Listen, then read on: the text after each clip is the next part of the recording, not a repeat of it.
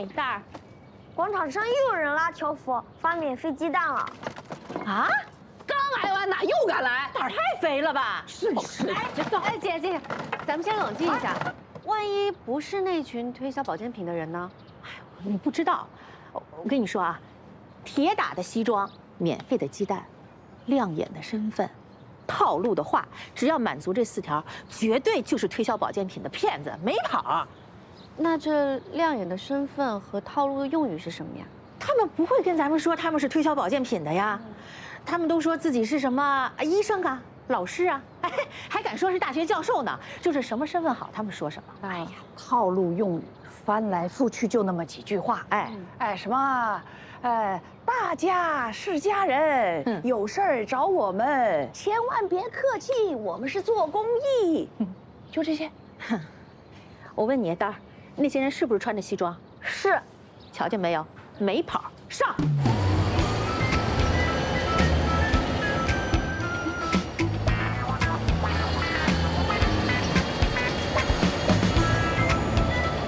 妈，你看，有人来了，感觉来者不善呢。你好，来啦！哎，哎，这回来的还挺帅。哟，这西服这材质也不错啊。谢谢啊。有没有什么需要帮忙的？鸡蛋都摆好了，嘿。对，每个人都可以领取1份。哦，哎，我说你们2位在这干嘛呢？是这样，我们俩呢是律师，正好写了。这次的职业选得很好啊，特别新鲜，别具一格，不落俗套。律师证有吗？因为我是从国外过来的，所以我的律师证。明白。他有。哦，怎么了吗？怎么了？继续啊，接着说呀，你们就没什么跟我们说的啦？接着说呀。你帮着介绍一下。这么主动有，我们这次来这儿呢，主要是做公益。大家有任何法律上的问题都可以找我们，千万别客气，大家就当成是一家人一样。哎呀妈呀！哎呦，我的天哪，全对上了，分毫不差呀。几位如果有什么法律方面的问题，可以直接问我。哦，那如果不是法律方面的问题，也可以吗？对呀。只要在我们能力范围之内的，都会尽力而为。在。徐律师，我觉得他们态度挺好的，刚才没准真是我想多了。闪开！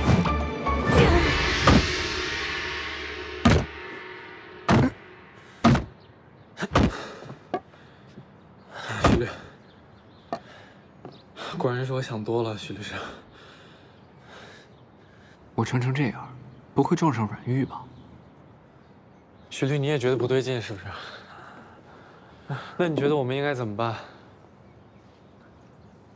要把衣服换回来？我是说帮他们打糍粑这件事儿怎么办？哟，干得还挺像样呢。2位辛苦了。彩姐，如果您有任何法律上的问题想要咨询，我们很乐意解答。但是这体力活确实不是我们的职责所在啊。瞧见没有？没跑，上，走！姐、姨，都冷静一下啊！我刚刚想了想，如果他们真是同伙的话，咱们再打他们一遍，反而是便宜他们了。那怎么办啊？你有好办法？既然他们说把咱们当成家人，那我们自然不会拒绝家人的好意帮助。啊？这什么意思？没明白。啥？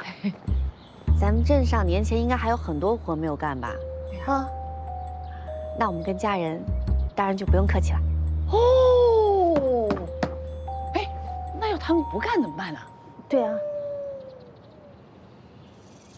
那你们就说，小陈儿，是你们自己说的要把大家当家人，刚才还说的好好的，你看就这么点小忙，现在就变卦啦？那让我们怎么信任你们？没关系，没关系，反正我们这些也快打完了。哎，那还差得多呢。啊？你不是说你们家糍粑就这些吗？对啊，我家是就这些啊，但是什么？那个还有我家的哦，和我家的。嚯！还有我家的。这些都是家人啊，深奥一家亲。好，你们一家亲。我不干了。不干了。我觉得我们现在属于非法雇佣劳动关系。那个，咱们大伙儿谈谈吧。谈就谈，这件事本来就是他们不占理，不管怎么谈，咱们都稳赢。可是那个长得挺帅的，那还挺能说，还净说一些我们听不懂的话，我们不会给绕进去吧？那就让他们再派另外一个人作为代表和你们谈。那他们能同意吗？是哦，你们不是说刚才那个人他没有律师证吗？啊，那就告诉他们，咱们只跟有证件的人谈。得，我一会儿就跟他们说去。哎呀，这要是能把那帮骗子骗老年人的钱给要回来，那就好。哎，这样吧，彩姐，咱们呢保持通话，用耳机来联系，多一个人就多一分胜算。徐律，你没事吧？我还好，坐会儿。你说为什么不能你去跟他们谈啊？他们几个不是说得很清楚，需要有律师执业资格证的人才谈。那我要是说不过他们怎么办？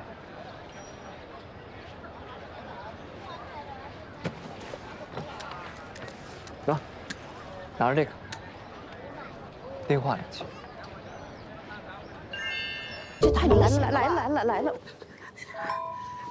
行，看得出来吗？啊！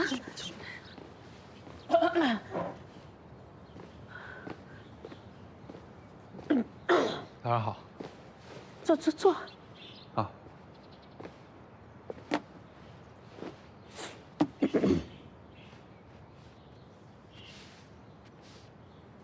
是这样啊，对于义务劳动这件事，我们并不是排斥，只是你们做的有些太过分了。我们过分？哎，你们可以不干啊！不要被他们带着走。你说你觉得我们之间应该有什么误会？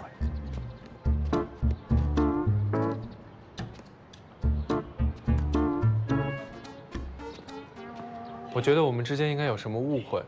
我们是来做法律援助的，本意是想给大家普及法律知识。我们不是骗子，更不会做任何对大家不利的事情。他们想要先发制人，那就顺着他们的话说，让他先露出马脚。我们可没说，你们是骗子呀。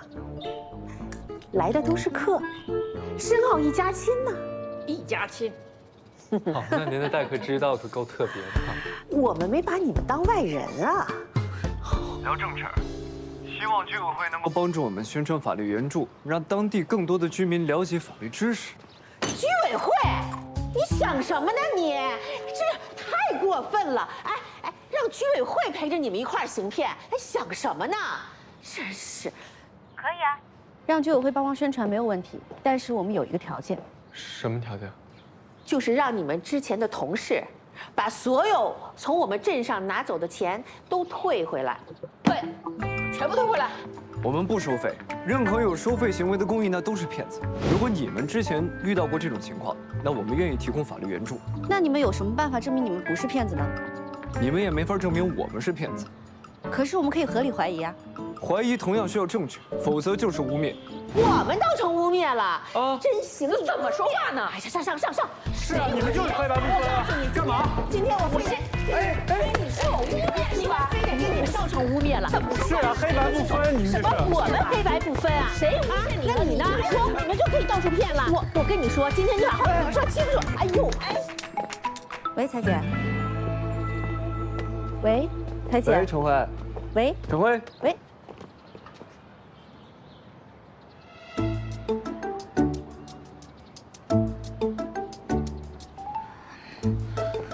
阮玉，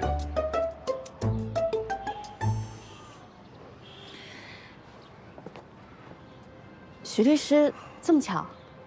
是，这么巧，我们刚好过来做公益。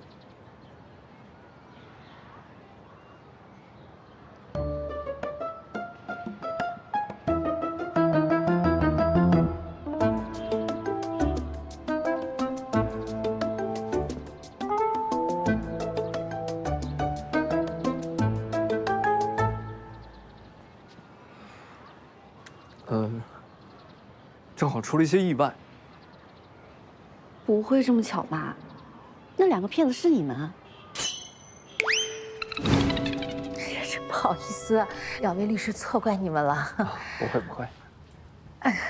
彩姐啊，有的时候呢，看着越不像骗子的人，没准儿就越会骗人。所以呀，你们这个警惕意识提高是好事儿。哎呀，真是太对不起了。不过你们有什么需要，就尽管跟我说啊。我们镇上虽然什么都有，可是比不上你们大城市，怕你们不习惯。许律师既然来做公益，肯定已经做好准备了。还真有一个需要，彩姐，可能得麻烦您，我们正在找住的地方。哎呦，那简单啊！哎呦，可是我这儿好像就剩1个标间了。啊，许律这标间可以，特别好。得嘞，我现在就给你们办入住啊！彩姐啊，是这样，还有一个需要，我们俩那衣服是不是可以给我们了？哎呀，没问题。麻烦你了。行行，我去啊，许律，我跟你去。这儿。哎，大律师，坐。好。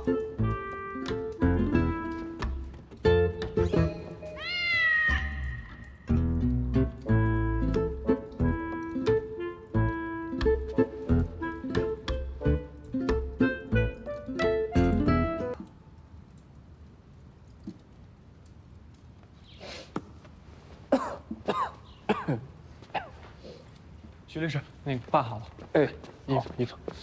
啊，行。哎，阮小姐，那个真没想到这么巧，在这里都能遇见你。是啊，我也没想到，怎么会这么巧？是，好巧啊。放卡。哦，不再跟阮小姐聊2句了？行，那我先走了。哎。陈律师，那我也先回去了。哦，好吧，阮小姐，我们就住那边，你有什么事儿可以来找我们。然后房间在那边。我刚刚没说。哦，在那边。对不起，许律师，在那。那还愣着干什么？啊，那我们做了很多攻略的，阮小姐，到时候一块去玩啊。你们先忙。行李。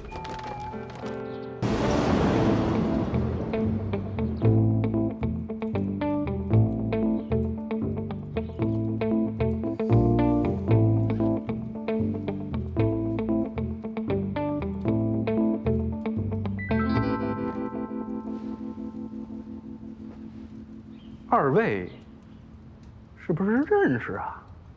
谁？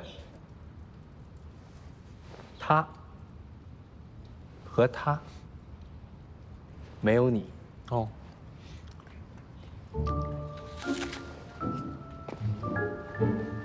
我刚刚观察了2位，整整7分59秒。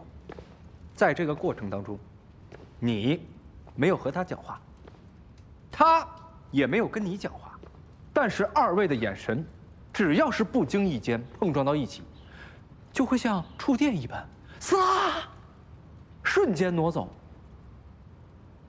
所以我就好奇啊，2位究竟是什么关系呢？嗯？没什么关系啊。不可能。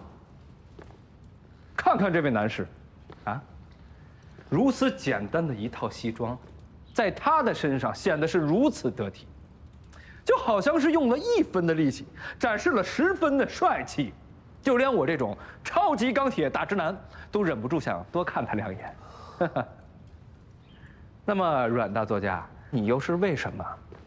只要是看到他的眼神，你的眼珠就像是被烫到了一样。嗯？哎，你那么会说，你说说我呗。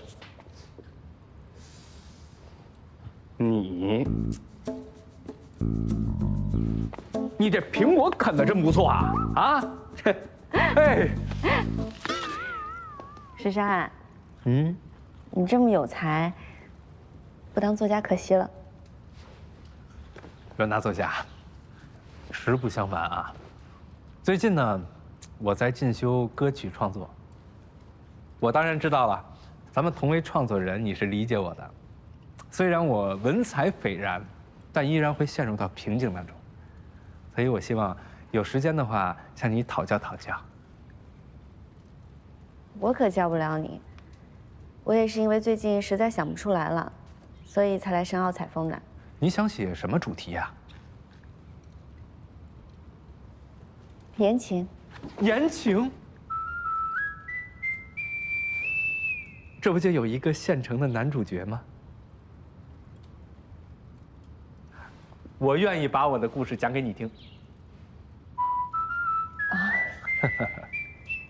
是，来了这边以后呢，确实感觉思维爆棚。对了，你的这个西服是什么品牌呀？真的很帅啊！我感觉我穿着肯定也好看。你的也不错。我这也是品牌，我这个牌子叫那个巴黎他家。李彩月，我也是要面子的。你再叫一大名试试。哎，这大小伙还真是在这听个呆子白活。快吃饭了，吃饭了！我今天做的全都是拿手菜。来吃饭了。哎呀，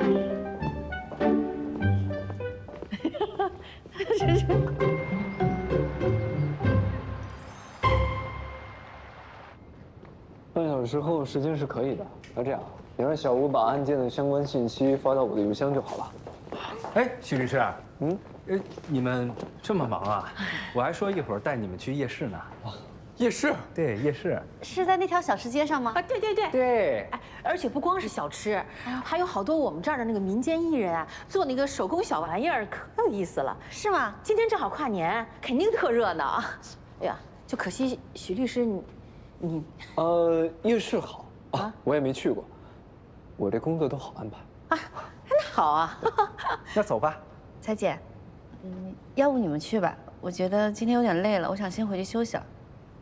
啊，你们去吧。哎，那咱四个走。那我也先去忙了。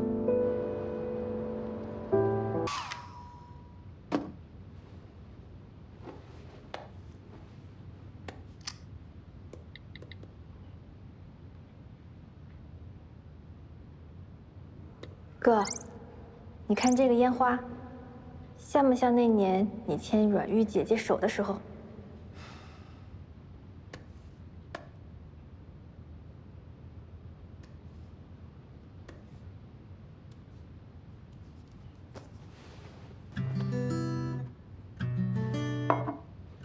人生果然不免戏谑和荒唐，好在时间终于慢了下来。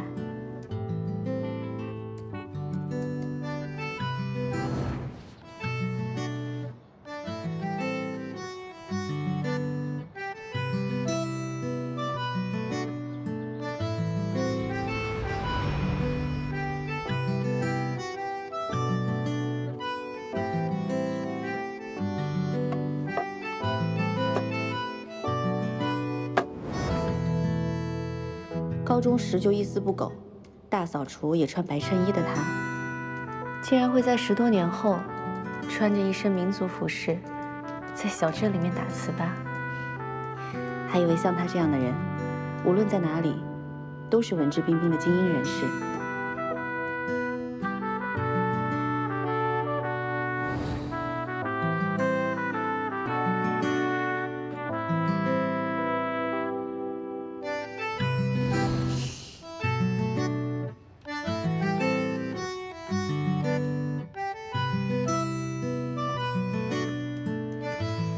虽然因为对跨年产生了阴影，今天的我没有心情去逛夜市，但看见原本一丝不苟的他，穿上民族服饰打糍粑，那么费力的样子，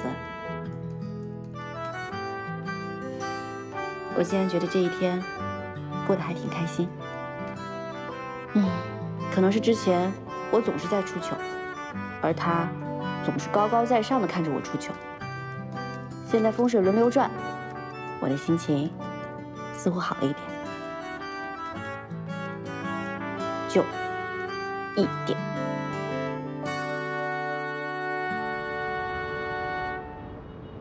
哎，许律，你说一会儿大家会不会太热情了？我看电视上面做法缘，他们还有送水果、送鲜花的，到时候会不会也送我们？无论大家送什么东西啊，都不能要。一会儿听我安排。好吧，那我就维持秩序。说有意思。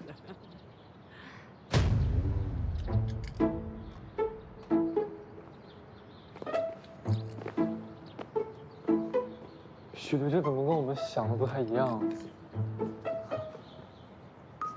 只要你一个人，咱们就得服务好群众。一个人也叫群众吗？这不是有2个吗？众字至少得有3个人吧。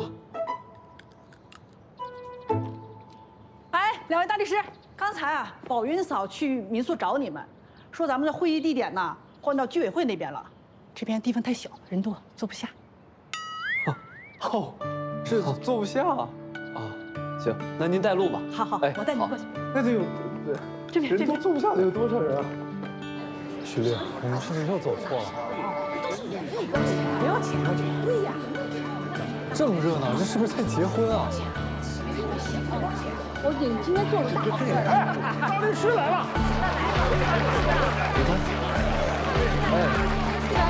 事情中我们家是怎么样？好，不着急，不着急。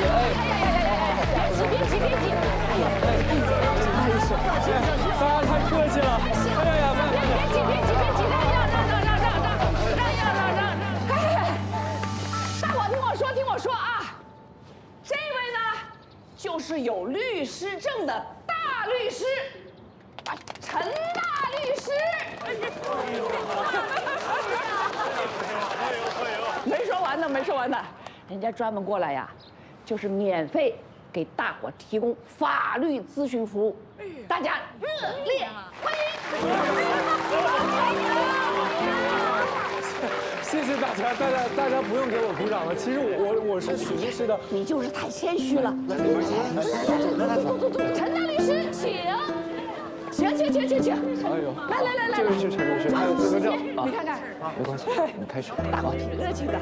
哎，那个小许啊，那个今天人挺多的，你一定当好主理啊。没问题，我来给你记录。大家都别着急啊，一个一个来。谢谢许律师。我先。好，你先来。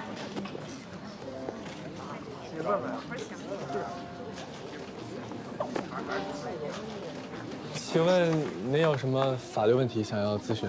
哎呀，这事儿吧，说起来我就生气。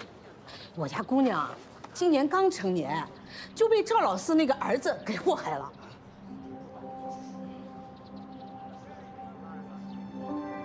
那，请问您姑娘和赵老四家儿子是什么关系？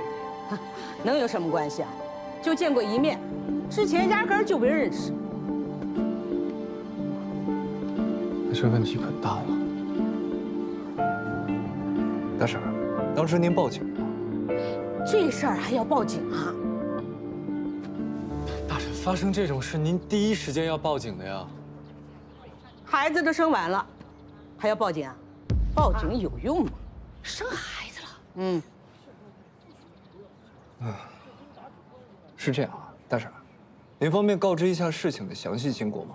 因为现在这个案子性质比较恶劣。是吗？我不相信他说的话。陈律师，你说呢？他说的没错。如果条件允许的话，最好是能让您姑娘跟我们见上一面。你让他来有什么用呢？当然有用了，因为直接对接案件的当事人，我们可以更好的了解案情。哦，你意思是说让他自己过来说一下过程？是。这么大事儿，是有什么不方便吗？当然不方便了，他也不会说话呀。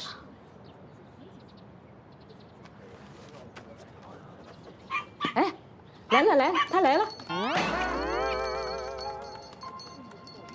哎呀，这就是我姑娘。您说的姑娘，是她呀？啊，我们家姑娘漂亮吧？啊，哎呦，我跟你说，赵老四儿子是不是该赔偿我们啊？开玩笑。不好意思，大婶，那这可能有点难，法律上对于动物之间的这类行为没有明确的规定。那我们家姑娘就白给祸害了。这样吧，大婶，您先下去休息吧，好吗？我们请下一位。劳驾，您休息。哎，律师同志。哎，律师同志，我这有个事儿啊，我想问问。啊，什么事儿？您说。我是卖米线的，这前2天有个什么，搞直播的到我这儿来，吃米线吃出一节铁丝，非让我赔给他1000块钱，要不然就把我这店给曝光了。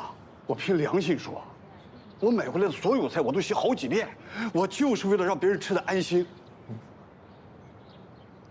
可是我也知道，是在我这儿吃出来的，那我赔就赔了吧。可是昨天他又来了，昨天他吃出来了一块玻璃。米线里怎么会有玻璃？我也不知道。你说，大叔，您店里有没有监控？没有。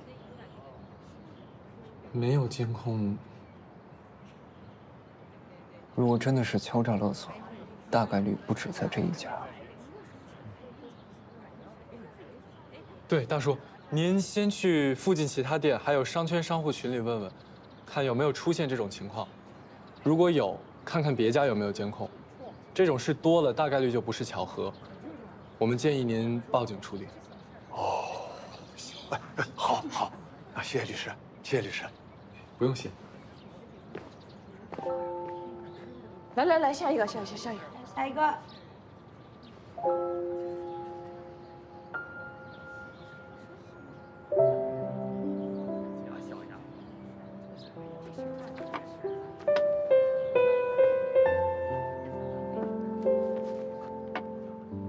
谢陈律师。哎呀，客气了。没有，不辛苦。谢谢陈律师，辛苦。没有，不辛苦。谢谢陈律师啊，客气了。好，再见啊。还有人吗？哎，阮小姐，你怎么在这儿？你们结束了？刚结束。今天晚上要不要一起？请问现在还可以咨询吗？啊，当然可以，您请坐。啊，你请坐，这边坐。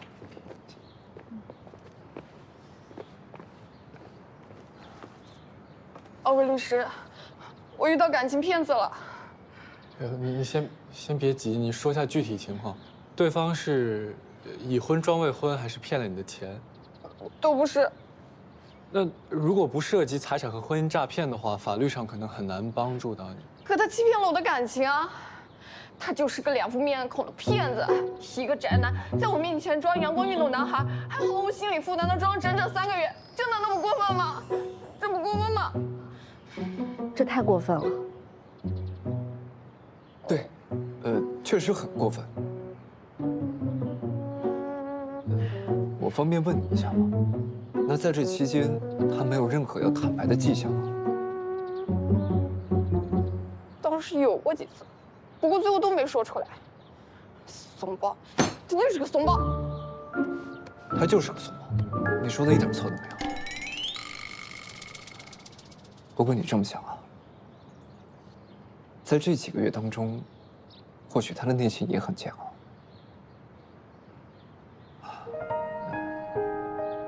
也并不是像你说的那样，他毫无心理负担。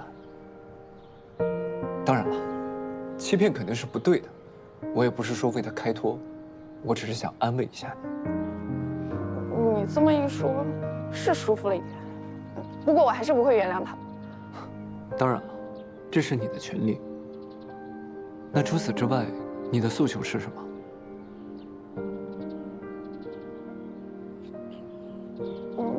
我想让他给我道歉，这合理吗？当然合理了。虽然这方面法律上没有强制性的规定，但是坦诚是我们应该遵循的道德义务。而且在你们的这段关系当中，他确实对你造成了精神伤害，所以你有权要求他来道歉。可他觉得这是善意的谎言。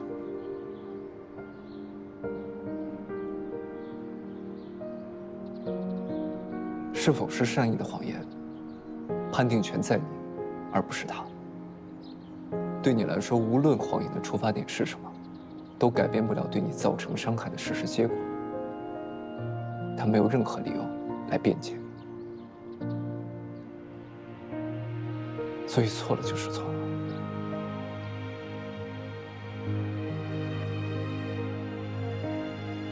应该向他说声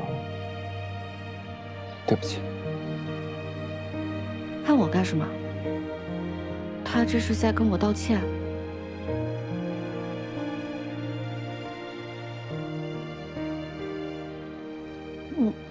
陈律师，你们先忙吧，我先回去了。哦，这就走了，阮小姐。嗯。阮小姐，再见啊。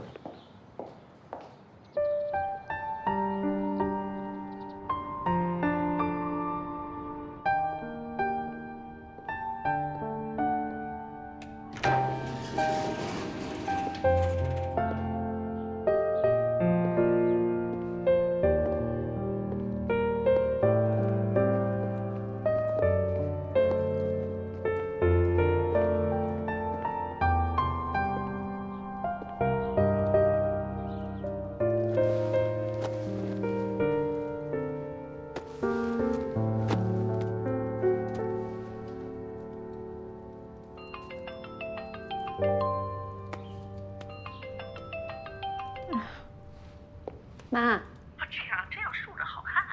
哎，阿玉啊，哎，玉玉，你上次说去那个采风的地方怎么样啊？挺好的，小院子很美呢。给你们看看啊，我爸爸肯定喜欢。你看，还有鱼呢。这小院儿还挺舒服的，怎么样？不错吧？我爸爸肯定喜欢。你别说，这小院还真不错，适合养老。这里有个小火炉，我总是围着它坐。看，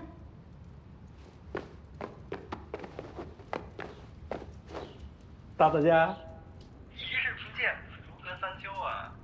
啥呀？哎，你怎么没去村委会啊？我还去找你了呢。哦，我刚回来，你找我是？是这样，我有个问题想请教一下你哈，就是这几天吧，我在写歌的时候发现我总是押不好韵。噔噔噔噔噔，你这样，我给你唱一下，你感受感受啊。石山，没有歌词。我在跟我爸妈视频呢。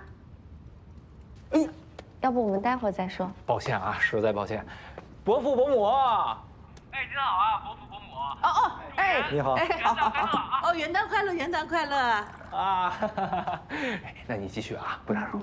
待会儿见。哎。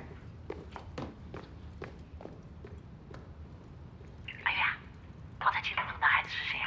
啊，是不是本地人啊？做什么工作的？跟妈妈说说呀。别打听了，哪家好男孩见着刚认识的小姑娘，就一日不见如隔三秋。有问问呀，问问有什么关系啦？行了，爸妈，人家是民宿老板娘的弟弟，虽然性格上是有点特别，但是人挺好的。那也好不过小许。对。玉玉，你跟小许还闹别扭呢？我们没有闹别扭啊，我跟他本来就不是很熟。这。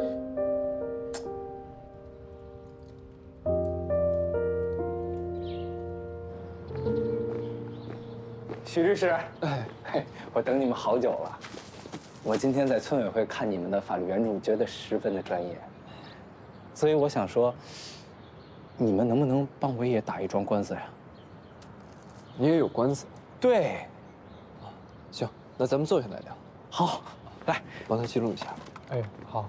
其实吧，也不是什么大案子，我要告我爸。告你爸？石山，你又来劲是吧？你又打我是吧？对啊，又打我！打你都是轻的。你别动手啊！我一点梦想怎么了？啊？你梦想那不是做梦，这。许是我要回家被告，我要告我姐。你等我追上你的，我追上你，我就。我不做梦，我哪来的梦想？我有梦想怎么了？啊？你们扣得住我身份证，扣不住我人。就算扣得住我人，也扣不住我钱。去看看吧，了解了解情况。哎，好好。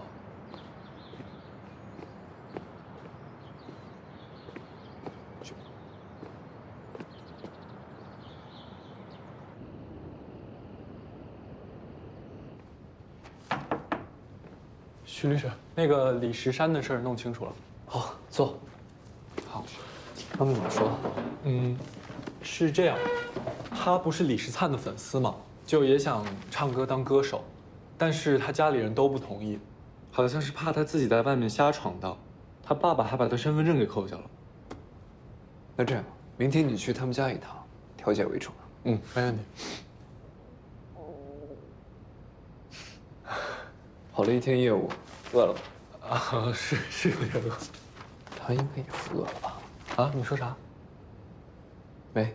啊，对了，回来的时候有看到阮小姐吗？啊，看到了，她跟彩姐在厨房张罗火锅呢。啊，巨香，许律师。但是咱们还是先张罗一下自己的晚饭吧，我现在好饿啊。他们在厨房张罗晚餐，做火锅。没有邀请我吗？哦，彩姐看见我倒是邀请了，不过我说了，我说我们另有安排。我想着我们也不好老是蹭饭去嘛，就是这不符合不拿群众一瓜一枣的法院准则。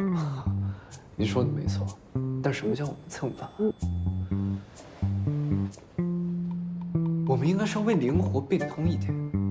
怎么想啊？咱们其实可以付钱，或者说我们可以通过自己的努力去帮助他们，用自己的劳动来换取食物。好，那我们马上就去劳动。但是许律师，他们煮完了的话，我们能干点啥呢？香菜吃不吃啊？我就吃。哎，太好了，那我都给你放下。葱也吃吧？吃，真乖，就喜欢不挑食的。哎，多给你来点葱。彩姐，那个许律师他胃不舒服，您这有胃药吗？啊？胃不舒服？怎么突然间就胃不舒服了？有，在那个床头柜底下有个急救箱，里头有一些常备药的啊。那严不严重啊？他应该就是，他是绞痛啊，还是？不是绞痛，他是胃痛，彩姐。我不知道是胃吗？我说的是胃绞痛，还是酸，还是内雷？哎，陈慧，我已经找到了啊，刚才那个床头柜下面我已经吃过了那个药。怎么样？啊，还行，就是平时可能不太规律，饿着。饿的呀！啊，快！正好这一大桌子菜我们都吃不了，一块。好，那多不好意思。哎呀，还真不行。你胃疼啊，不能吃火锅。彩姐，你别担心了，许律师这么厉害的人，别说火锅了，油锅他都能吃。哎呀，也行，正好我下的辣火锅，暖胃的。吃吧。我去给你们拿碗碟啊。谢谢彩姐，麻烦了，彩姐。哇，阮小姐，听说今天的食材都是你买的，那个，明天我们给你饭费啊。别那么客气，没关系。哎，要的，这不是客气。就说明天我们再请回来嘛。哦，对，阮小姐，那个明天我们请你吃。没事，看看这是什么？我学人酿的苹果酒，你们替我尝尝怎么样？苹果酒啊！哎，你这个度数不高，你们可以敞开的喝。哎呀，你不能喝，你刚吃了药，不能喝酒。少喝点也没关系。姐没事的，许律师心里有数的很。那行吧，这个酒精含量也不高，少喝点啊。哎，好嘞。来，谢谢。怎么样？好喝吗？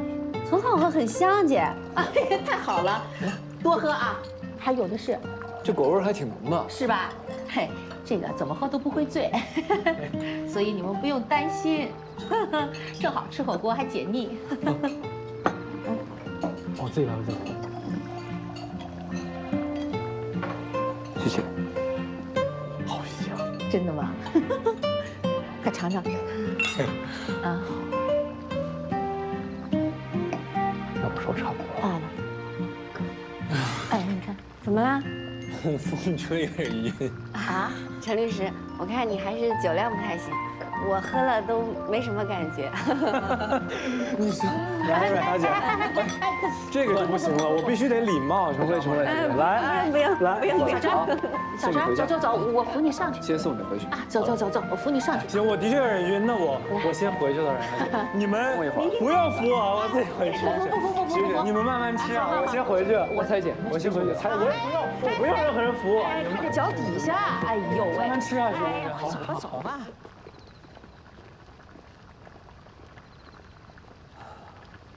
那我也送你回去吧。嗯，阮玉，没事吧？没事。我还以为你走了。走又能走到哪去？我都躲到这儿来了，还不是被他给逮着了？那我躲到山洞里，他应该就找不到我了吧？你喝多了，我先送你回房间啊。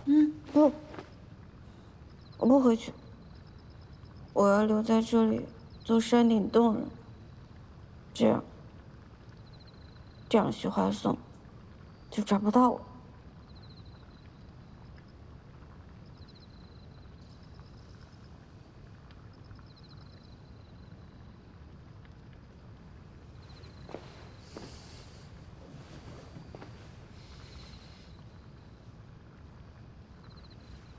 那我想问问，你为什么会怕遇到徐怀松啊？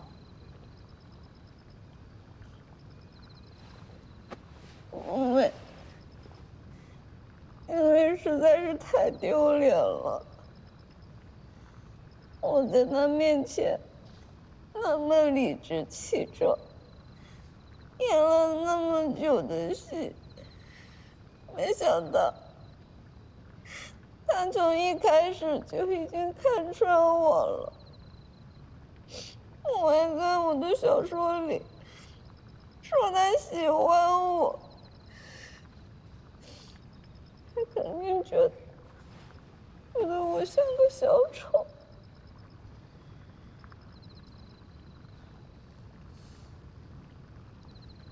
我可以向你保证，许怀松他根本就没有这么想你，他不光没这么想，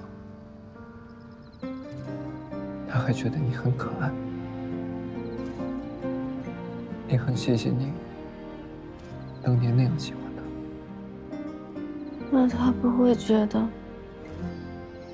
我把一个人的暗恋改编成了双向暗恋，是一件很可笑的事情吗？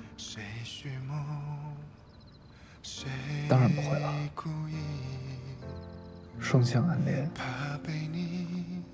你喜欢他的时候，他也喜欢着你，这难道不是一件特别美好的事情吗？再说了，谁说这是你改编的？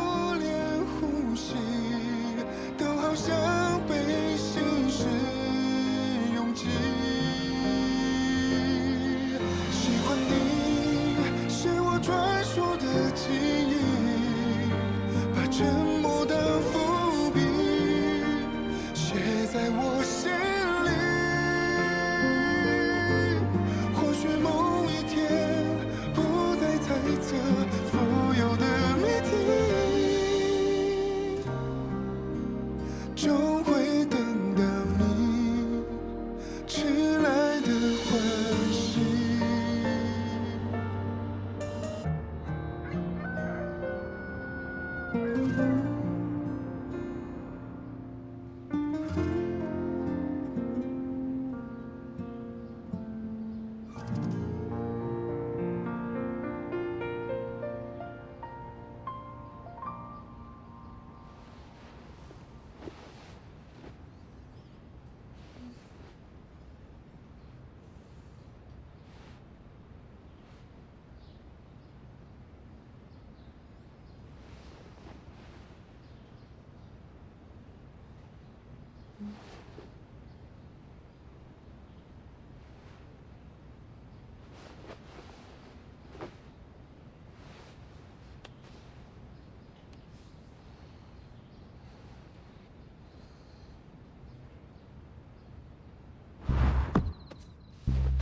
没事吧？没事。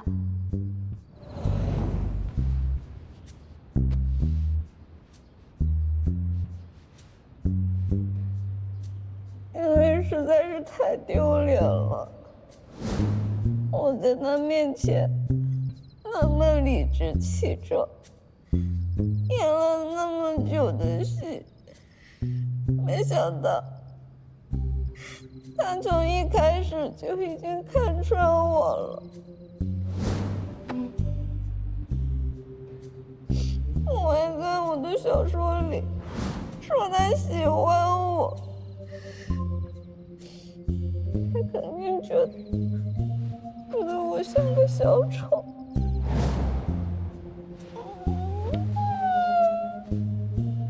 我什么都跟他说了。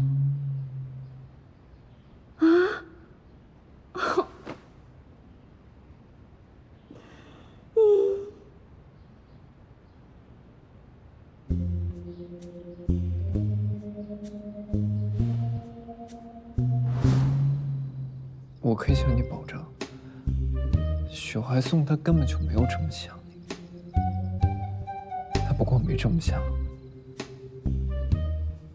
他还觉得你很可爱，也很谢谢你当年那样喜欢他。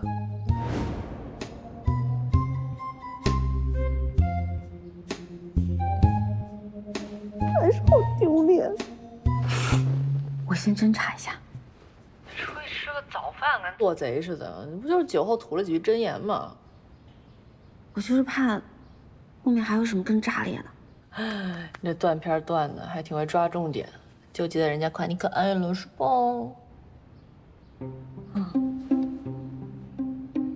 哎，你别嘲笑我了。我总感觉他后面好像还说了点什么。但是我怎么想都想不起来了。那你让他帮你回忆回忆，你就问他。啊？那还是算了吧。人不都说最怕喝醉以后，别人帮忙回忆了吗？要不还是他不问，我不说；他一问，我惊讶。啊？还有这事儿？我有喝那么多吗？不是吧，阮小姐，昨晚你还笑我酒量差呢，这醉的比我还厉害啊！喝杯蜂蜜水，解酒养胃的。谢谢。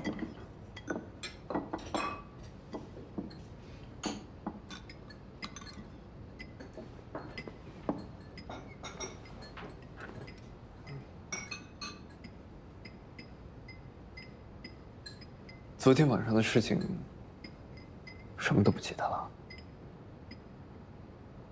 昨天是有发生什么我应该记得的吗？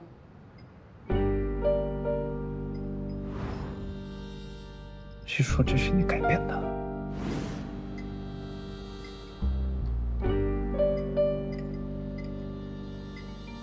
本来我是想跟你讲一个故事。什么故事？然后呢？然后是我高估了作家醉酒时的理解能力。哟好，早。早，蔡姐，都起啦啊！嘿，这年轻人体力就是不一样哈，这昨晚宿醉还都能起这么早。是差点没起来，彩姐，你那苹果酒劲儿太大了啊！真的吗？那我得改良改良。对了，你们昨天忙活一天，今天都想干嘛呀？我听说镇上的非遗工坊挺有意思的，我打算一会儿过去看看。啊，许律师呢？我们也没什么工作安排，一起去吧，大家。许律师，你今天不是要……我想了想，咱们还是得多了解一下当地的风土人情，以便后续更好的服务大家。哎呀，那简直巧了，我这儿正好有2张烙画葫芦的体验券，你俩拿去约会。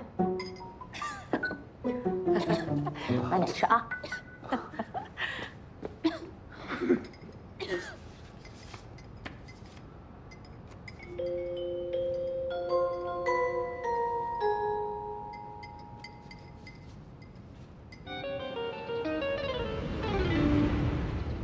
就是这儿。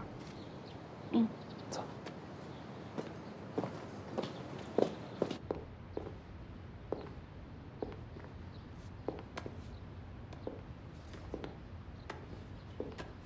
不许拍照啊！你看，不好好意思啊，我们不拍。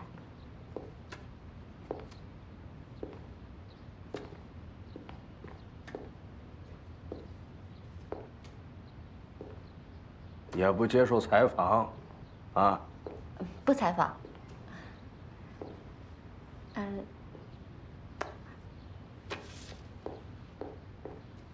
师傅，我们正好有2张体验券，可以自己做葫芦吗？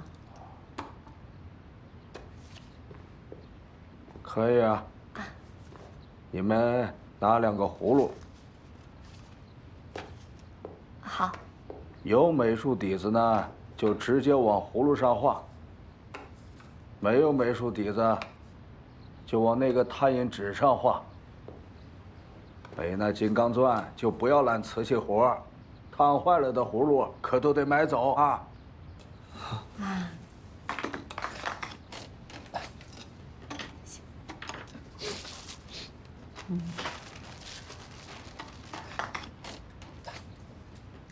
想好画什么了吗？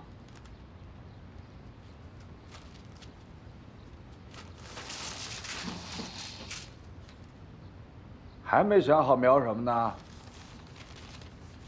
师傅，您有什么好的建议吗？来这儿的年轻人，一般都是写点吉祥话呀，画个什么小动物之类的。小动物。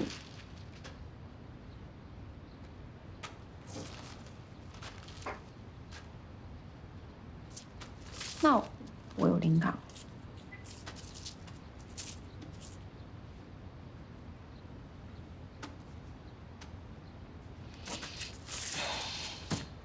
怎么还抄袭人家创意啊？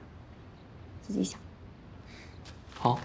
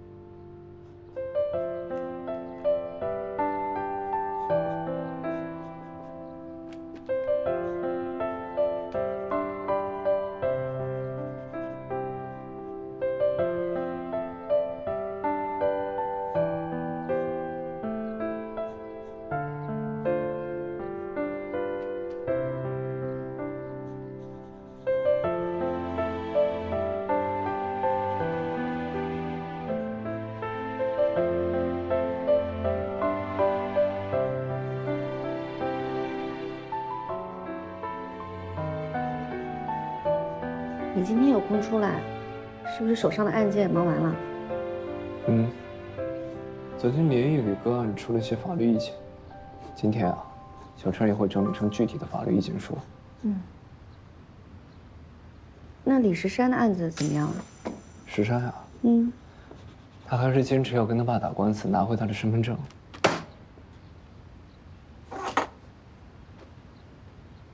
这也可以打官司吗？理论上完全是可以的。那你觉得应该诉讼吗？如果石山要坚持的话，我还是会尊重我当事人的意见。那当事人他父亲的意见呢？哎，老先生，我就是李石山的爹。冷静点，老先生，您先冷静一下。传我儿子告老子。哎，这怎么了呀？老先生，您先冷静。您冷静一点。老先生，您冷静一点。老先生，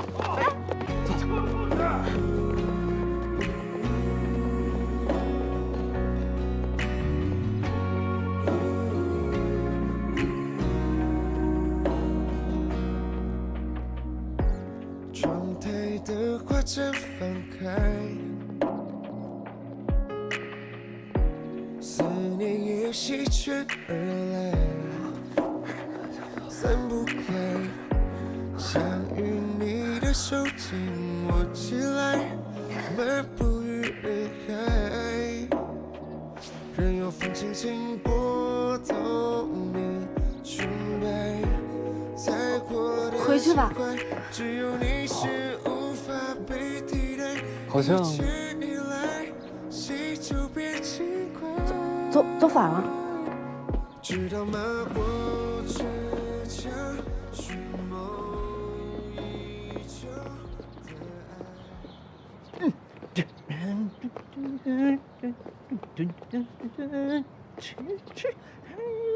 哟，许律师、阮大作家，你们一起回来的？你们为什么是一起回来的？因为我们是一起出去的呀。精辟！我其实一直在等你们。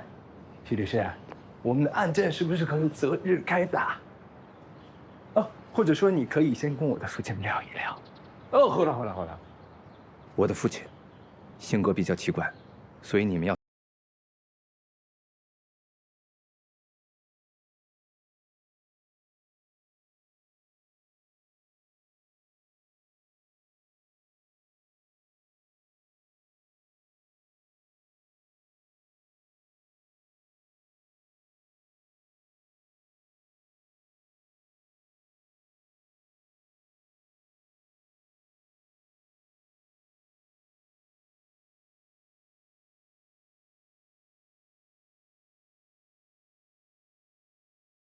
情况就是这么个情况，你也都看到了，这官司不是我非要打，它是没有调解的可能性。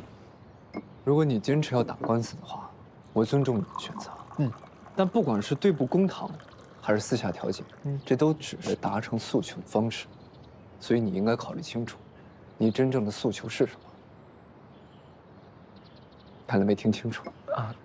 我换一个方式来问你啊，当你拿到身份证之后，你打算做什么？买票离开这里啊？去哪儿呢？去远方啊！去远方做什么？实现我的音乐梦想啊！梦想？就他那小兔崽子，一天到晚吊儿郎当，3天打鱼2天晒网，一会儿什么流浪啊，一会儿远方啊，他能坚持了多久啊？我是不支持的。但是我刚刚听下来，觉得您不是不支持他的梦想，您只是怕他会3分钟热度，不能坚持，对吧？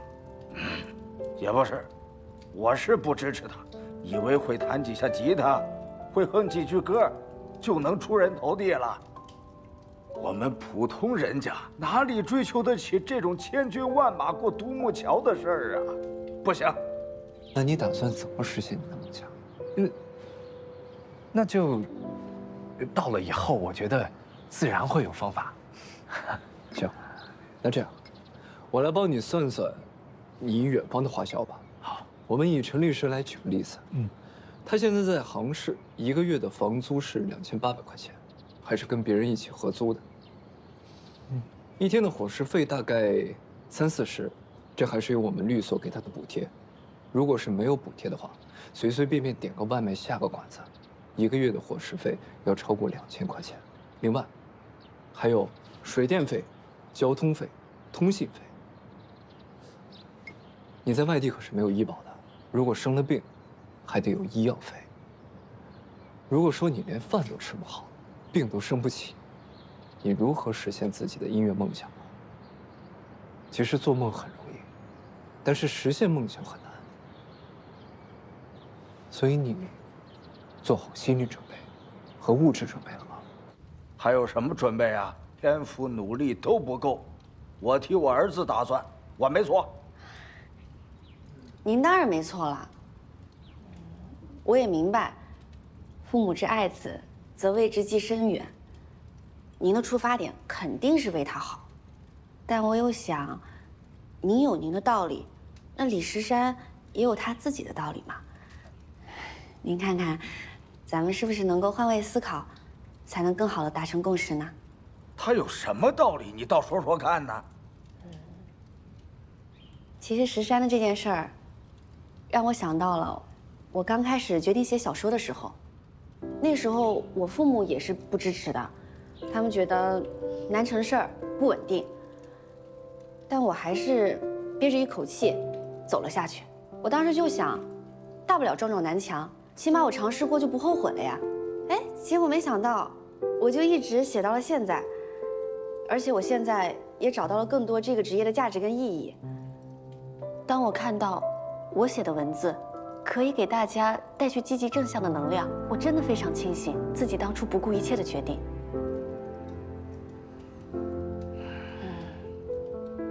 其实我们做孩子的，很感激父母的教导跟指引，但我想，这教导跟指引，是为了帮助我们做决定，而不是代替我们做决定的。所以我想，那石山的道理可能就是，每个人都有选择自己人生道路的权利，也唯有自己选择自负盈亏，才不枉走这一趟。反正我是一定要走的。我觉得从现在准备也不迟嘛。徐律师，你就帮我把身份证给要回来，行不行？我相信你很清楚，身份证的挂失补办可是要比打官司来得更快。那你要的究竟是身份证，还是你家里人的支持啊？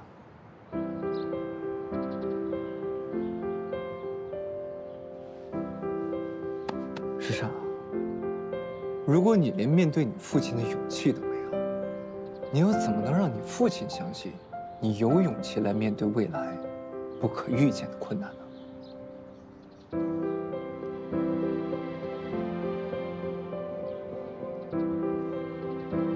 我明白了，徐律师。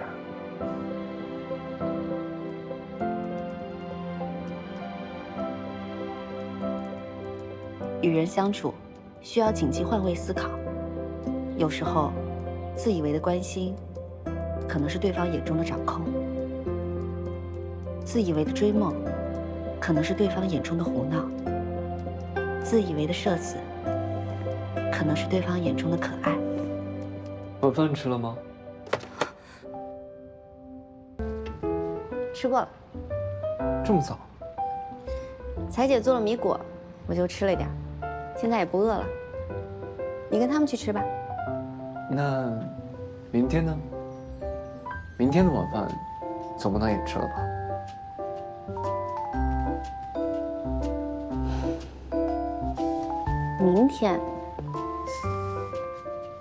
明天的事情谁说的好？吃不吃晚饭，那就看我明天的心情吧。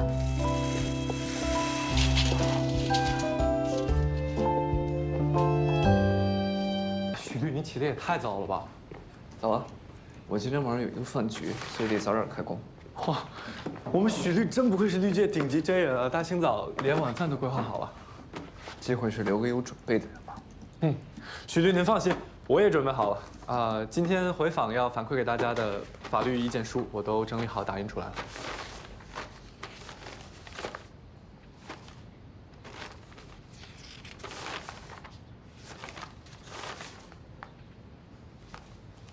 做得不错，谢谢许律。你看啊，其实这里面有些案子还是很具有代表性的。古镇上有很多非遗工坊和非遗的手艺人，他们经常会在工作和生活里遇到知识产权方面的纠纷。对，我记得有一位剪纸的手艺人跟我说，他原创了一套系列图案，结果没多久网上就出现了一模一样的图案，还被盗用到了各种地方。但就是因为没有提前申请版权登记，所以很难维权。是，这些手艺人一辈子都在传承文化，那咱们作为法律人要尽力为他们保驾护航。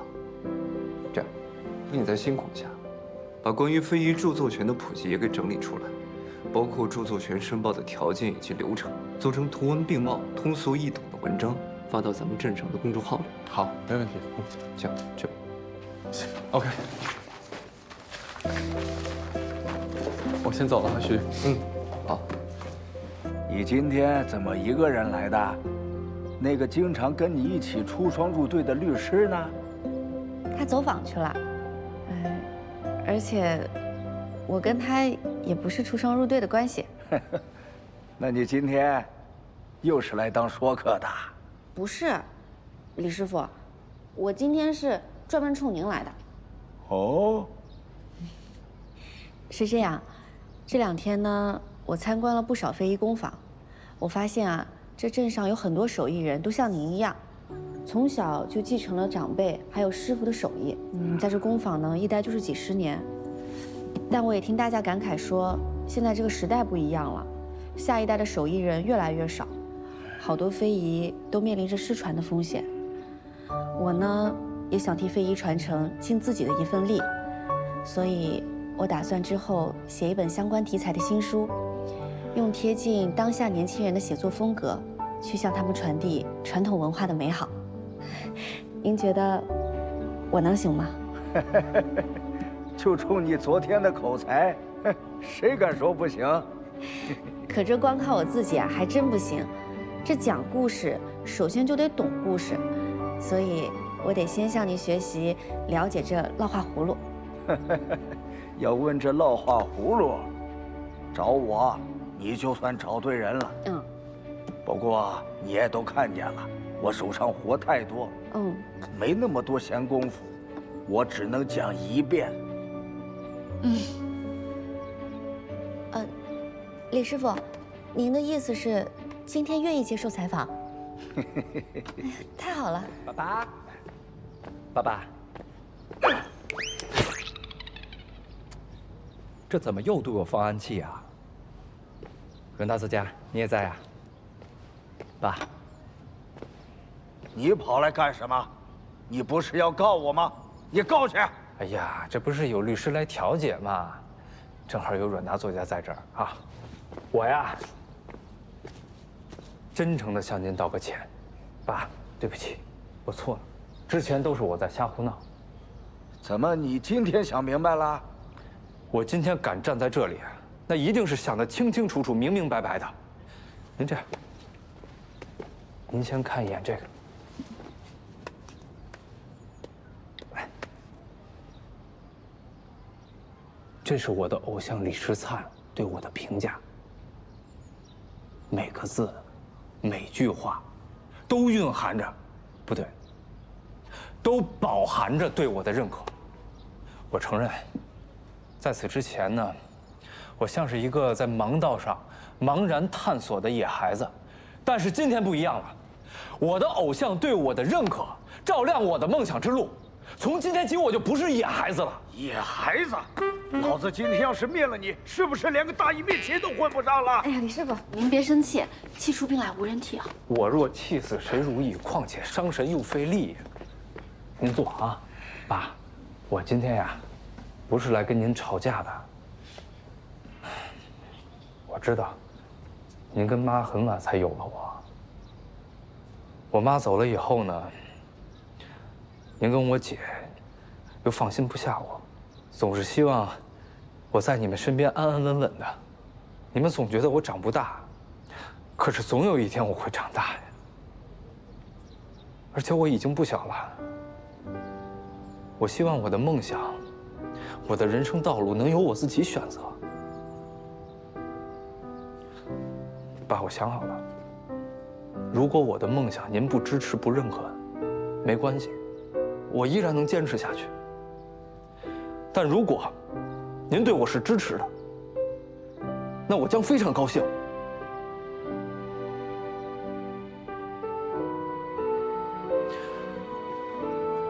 不说了，时间不等人，我去攒钱了，我还要挂失补办我的身份证呢。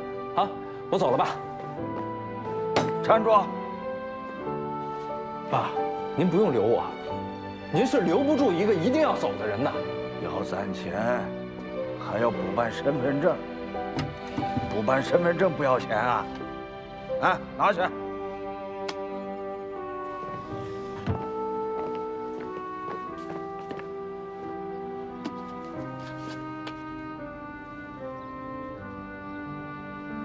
爸，您这是肯支持我了，还是在考验我？我吃饱了撑的。路是你自己选的，走成了我们替你高兴，走不成，也不要怨别人。小阮，来，别理一个要走的人，咱继续啊。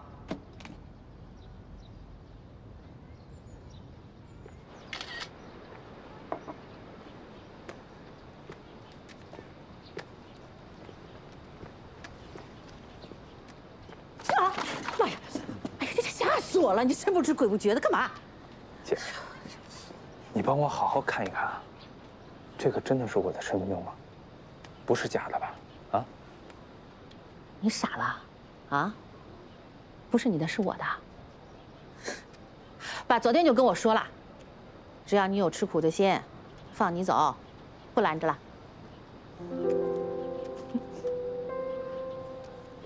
嗯，我自由了，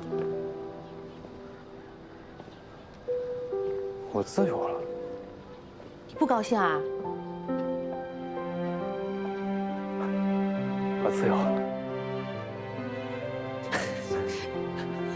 我自由了，自由了，自由了，我自由了，我自由了，我收拾行李去了。对，你想吃什么苦就去吃什么苦吧。我吃的不一定是苦，也许是甜。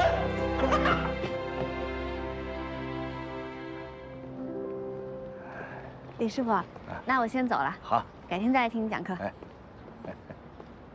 拜拜。哎，慢走。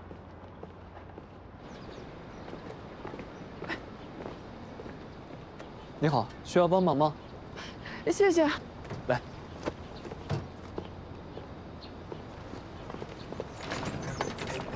打一下吧。没关系吧？谢谢，谢谢，多亏你们，没事吧？姐，您这龙屉放得太高了，得小心点。是我大意了。最近他爸生病了，我这天天忙个连轴转，人都快晕了。电动车也忘记充电了。您是要准备出摊去吗？对，都是我自己做的一些米果，准备拉到小吃街上去卖。妈，你都累成这样了，我们今天别去了。快过年了，街上人多，生意好。再说我米果都做完了呀。您这儿有多少米果？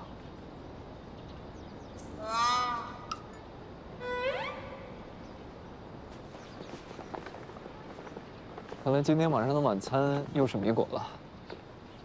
助人为乐是美德嘛，但是不能建立在浪费粮食的基础上。所以既然买回来了，就都吃了吧。徐律，你早上说的饭局怎么样？泡汤了吗？泡汤倒是个还不错的主意。光吃米果的话，确实有点太干了，不然就泡个汤一起就着吃吧。好啊，想喝什么汤我去做。我想喝番茄土豆牛腩汤。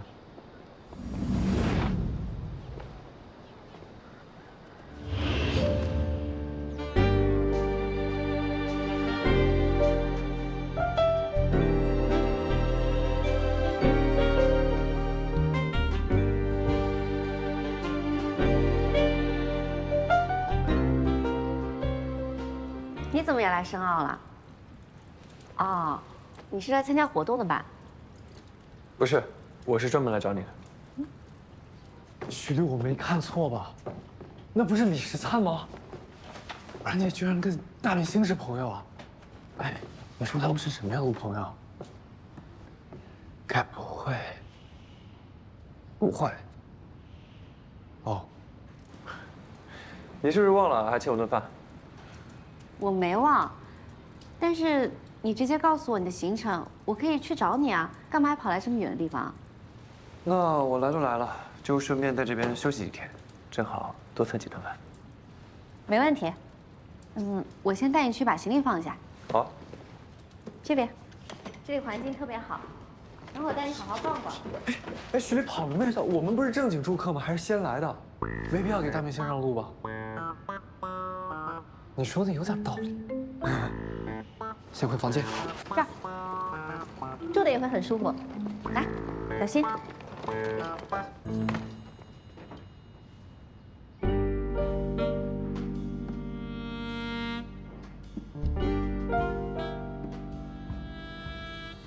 徐律师，你这脚程有点慢。是你慢了，我在这儿等了你一会儿了。等我做什么？你刚刚说他欠你一顿饭。是啊，这和许律师有什么关系吗？当然有关系了，我也欠他一顿饭。那天晚上的火锅。所以呢？所以现在是我欠你一顿饭。我欠你一顿饭，你欠他一顿饭。原债务人将债务转移给了新债务人，由新债务人向债权人履行还债义务。这在法律上叫做债务转移。所以李先生，今天晚上的晚餐我请你。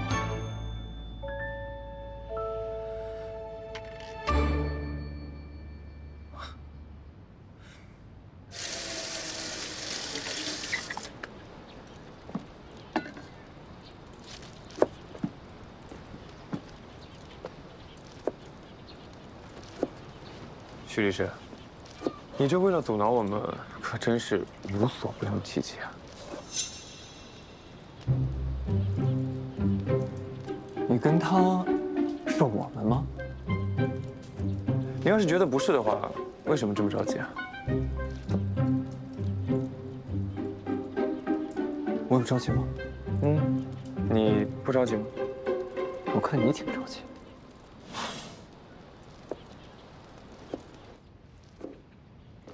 高，实在是高啊！高手过招，不然刀刀致命。哎，所以你也看出来了，新来的这个是许律师的情敌。除了小陈律师，没人看不出来吧？哎，你说，两个都这么帅，真的好难选啊！哎，你支持哪个？我看新来的好。哎呀，你看笑得多阳光啊！刚一进门就喊咱俩姐姐，嘴多甜呢。可是许律师吧，我老感觉他端着。年轻的姑娘啊，都喜欢那高冷的。等他结了婚就知道，跟那种3棒子打不出闷屁的人过一辈子，他得有多糟心。哎，你又带个人情绪了，别什么都往你们家老赵身上安。老赵怎么跟许律师比啊？人家那是职业需求，稍微端着点儿。哎，许律师虽然话不多，人家做的多呀，照顾起人来又温柔又细心，还解风情，还浪漫，不挂在嘴上。我投许律师一票，咱们打赌。赌就赌，谁怕你啊？赌多少？50万，100万。你什么时候有这么多欢乐豆啊？我就50万，50万就50万，就这。彩姐，我咋觉得这新来的帅哥这身打扮跟你家李石山这么像呢？我也觉得，他有点眼熟啊。北京、上海，哎呀，人多，竞争力大，而且消费高。成都消费也不低，人也不少，而且我吃不了辣呀。哎，李石山呀，你怎么早没想到你要去哪里了？老天爷，你能告诉我，我到底去哪里才好？啊？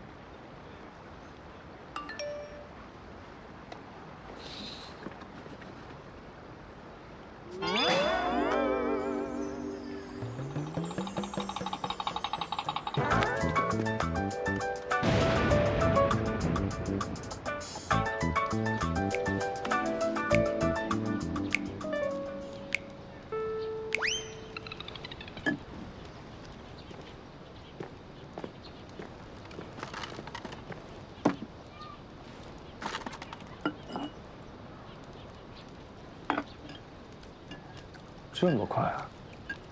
不，你这该不会是预制菜吧？番茄是新鲜的。那所以土豆和牛腩都是预制的。徐大律师，好歹是请客吃饭，不能这么敷衍吧？我是大明星啊！你知道新鲜的土豆牛腩要炖多久吗？不是你自己说饿了吗？那灶上炖的什么东西？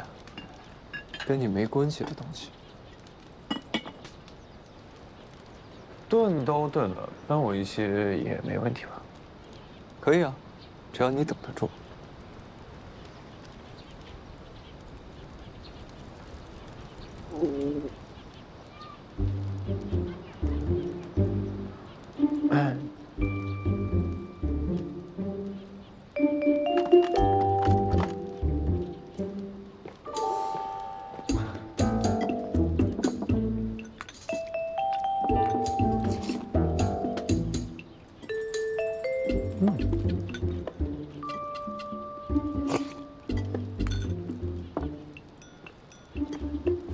怎么？味道不满意啊？我现在满不满意呢，和你的服务态度还有菜品没有任何的关系，只是因为我饿了。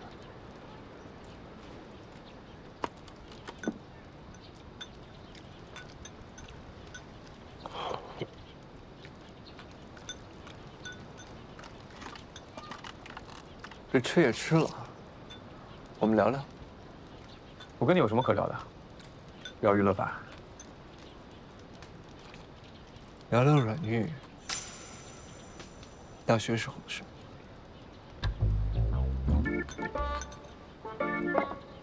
你是想听阮玉大学时候的事，还是想听我和阮玉大学时候的事？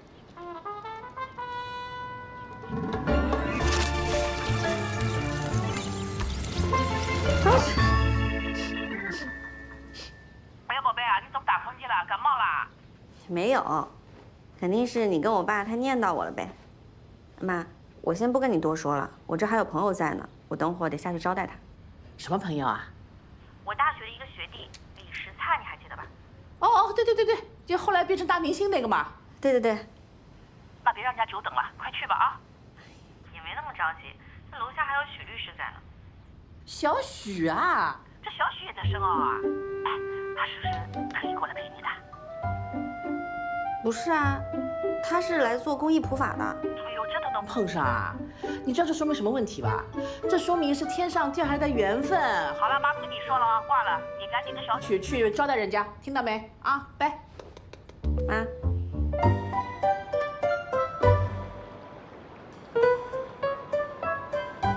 这张啊，是我们第一次出去玩，去的是游乐园，一起坐了过山车。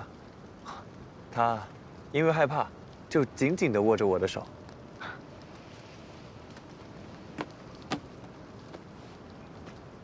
就像这样，紧紧地搂着我的胳膊。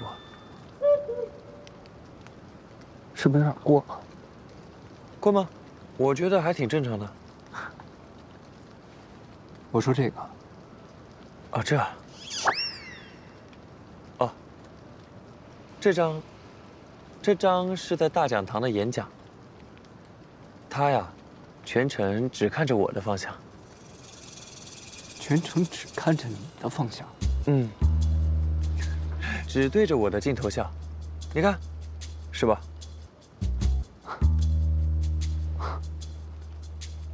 只对着你的镜头。哦，这张是我们一起去露营。那天啊，虽然没有抓到鱼，但是有流星雨。你看，这是他在许愿的照片，拍的怎么样？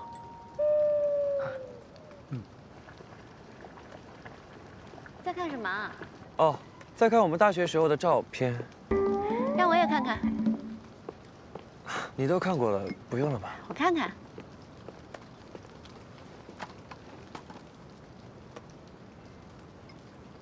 哎，这不就是我在排练演讲的那次吗？那回啊，你跟明英可坏了，还在台下逗我笑，还好当时大礼堂只有你们2个人，没出糗。啊，是。等等，你刚刚说什么？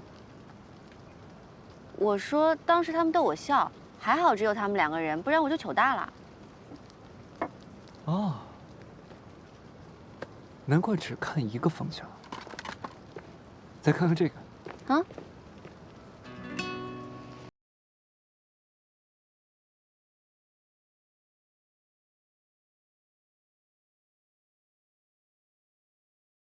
我把你给拆下来的，你记得吧？啊，是，好像有这么回事。哦，难怪啊，难怪要紧紧握住胳膊啊。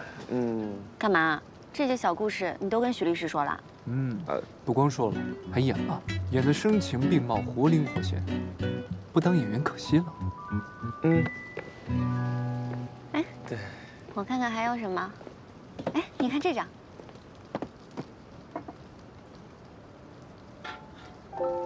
这张。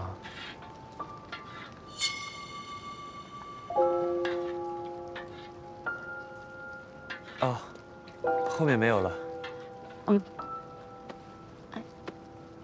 我的手机里应该还有一些照片。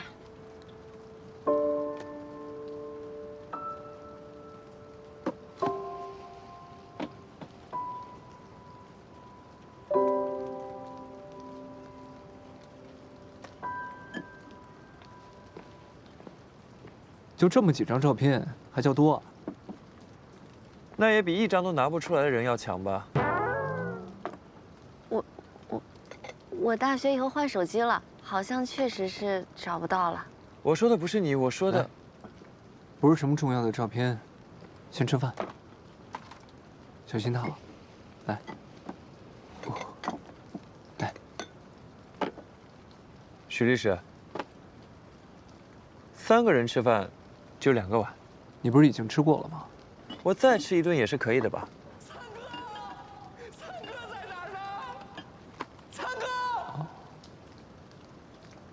恐怕是不行了。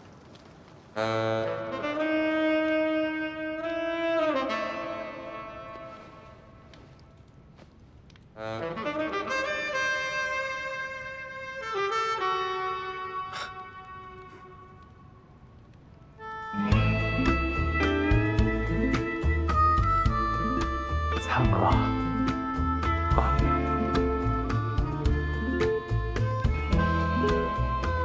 灿哥，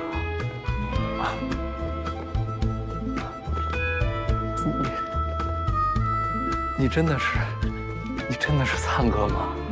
是吧？我终于见到活的灿，不是，我终于见到真的灿哥了。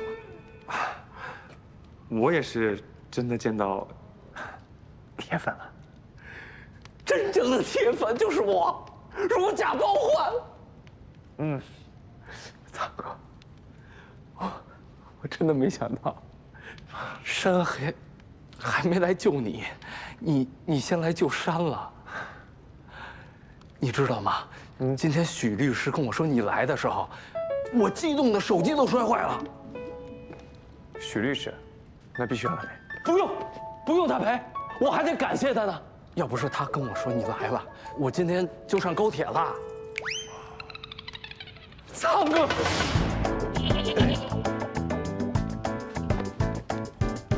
灿哥，你是为我特地来的申奥吗？这么说，他是为了李石山才来的申奥。看来是吧。